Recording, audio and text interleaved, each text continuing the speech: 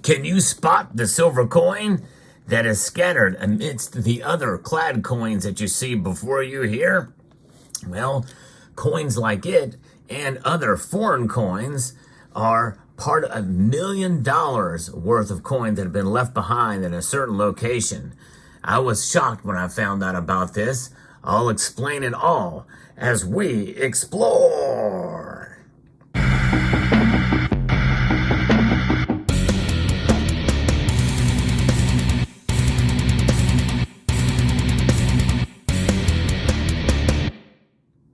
I think this news story gives us some hope and credence that, indeed, there are still people carrying coins around. And also, there's some bad news tied to it as well, and that's inflation. But I'm going to leave the frame here so that you can maybe, as in the midst of this video, spot that silver coin within this pile of clad coins here.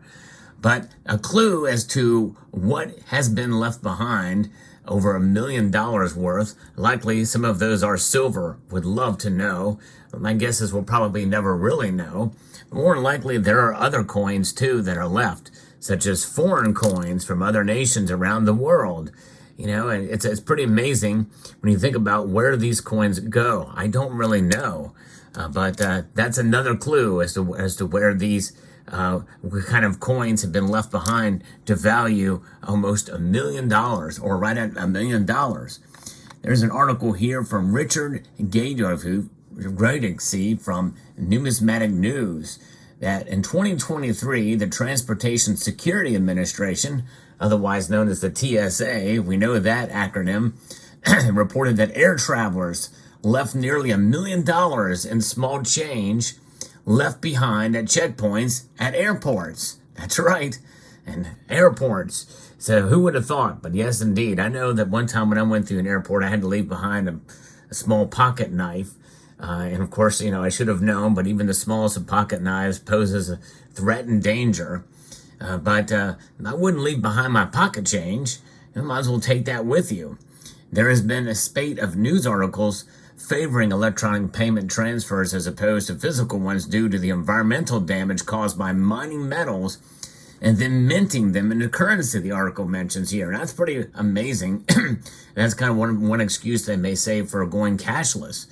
And coins involve resource-intensive processes, including mining for zinc and copper, and banknote production uses plastics and wood, the latter of which can be argued to be linked to the deforestation and other environmental issues. So, you know, leave it to ESG and environmental reasons for getting rid of coins and currency. But alas, you know, more and more people are still using coins to this day. And I've heard a report, and I talked about that previously, about people using coins more and more for the younger generation, which I think is actually encouraging. I encourage my viewers to use cash more often when you can. Privacy is one good reason to do it, and I think it would also make it more difficult for them to fully implement a central bank digital currency. Speaking of which, I did a video about how you can fight against a central bank digital currency with your gold and silver. I'll post a link to that video in the end screen of this one, but I recorded it earlier. And I think it's a good resource, and plus you'll get to see some really cool looking gold and silver coins. So looking at the flip side, operating digital currencies depends on electricity generated from fossil fuels, which contributes to greenhouse gas emissions and other environmental impacts. Digital currency reduces physical waste, but it increases the demand for energy and potentially exacerbates carbon emissions unless powered by renewable energy sources. So that is kind of the impetus for, you know, doing it like electric vehicles. But the practicality of electric vehicles, well, that is still has yet to be proven. There's some interesting statistics regarding the use of coins and banknotes. At the end of 2020, the approximately 50.3 billion banknotes in circulation. That's the number of actual notes of every denomination. This is a $1 bill, which has the same amount of paper in it, or cotton, linen, and fiber in reality, as a $100 bill. But that has a value of $2.04 trillion. That's what's in circulation. And so that's from the year 2020. We know it's more than that now, obviously. 1 year later, the Federal Reserve reported its digital balances at $4.18 trillion compared to $2.21 trillion in circulating cash. Add those numbers together, and it comes nowhere near to paying off our national debt. So that just goes to show you that there's a lot of derivatives, even in the monetary space, that are floating around as debt. And of course, each one of these notes are debt, and these coins essentially operate as debt, except for the intrinsic value in these coins. There's something to be said for that. They're worth a whole lot more. In fact, a copper cent is worth at least 3 cents, if not more, with copper prices going over $5 per pound. And so it does still mean that there's a lot of physical money in use. Yet beyond this, the curious statistic that during 2023, the Transportation Security Administration reported air travelers leaving nearly $1 million in small change coins behind at checkpoints. $1 million. That's about twice as much as was left behind in 2012. The worst year for abandoning cash was in 2020, when $1.80 per 1,000 travelers was orphaned at TSA checkpoints. Of course, flights were greatly reduced after the pandemic, obviously. Could this be because more people are traveling now? Or could it be because inflation has eroded the spending power of low-value coins, and they just find out, well, you know what? It's too much hassle to regather those. I'll just get my wallet and go and leave the change behind. My guess is that's probably what it is. But heck, it all adds up, and it adds up to about $1 million. So physical and electronic money are likely to continue to be strange bedfellows, as for checks, credit cards, and debit cards with physical cash in the past.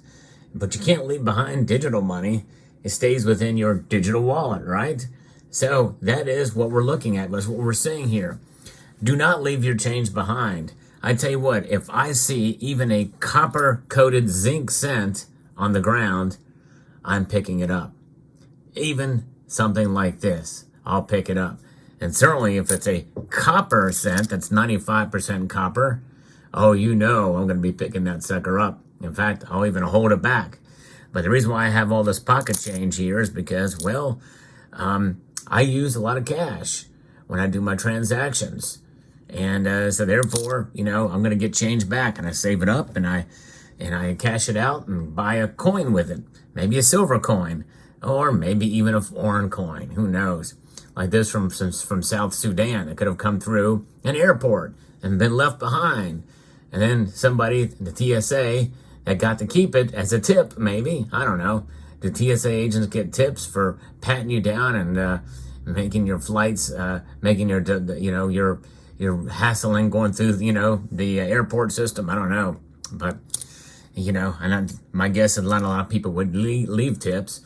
Or this coin here, which I believe is minted by the United States Mint. It's the same size as a quarter. So were you able to find the silver coin in this batch here? You can barely see it. I'm going to zoom in on it here. And you see it there. If you look at the color, even though it's a little tarnished, it does stand out from the others. And that's with the different kind of tone and tarnish and grime that's on these other coins. It still stands out for sure. Just like this dime stands out from this dime. Now, obviously, this is a Winged Liberty dime. That's a Roosevelt dime. But just look at the metal. Of course, we know there's no clad sandwiching that's happening there in that coin. So that's what makes it different.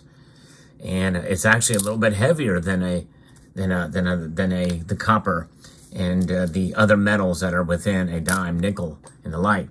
And that is the case with this coin here. That's right. This is a Standing Liberty quarter.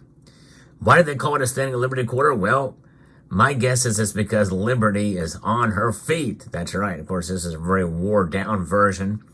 But that is the silver quarter amidst the madness of this other pocket change. And I tell you what, going through the TSA and those little bins you put all of your stuff in, your pocket change and everything. Oh, I'd love to be able to go through that stuff and see what people bring through and what they leave behind. Whatever they leave behind, well, my guess is as a TSA agent, they'll be able to get it and keep it. And I would take it. It's a nice tip. And who knows if silver would have been in that mix too. As a coin collector, would love to know. So have you ever left your change behind at an airport? And do you work in the TSA or at an airport and have seen this for yourself? Let me know in the comment section down below. Hope you found this video informative, insightful, and entertaining and educational. I would like to extend a multitude of gratitude to each and every one of you for taking the time to watch and to encourage you to please rate, share, comment, and subscribe.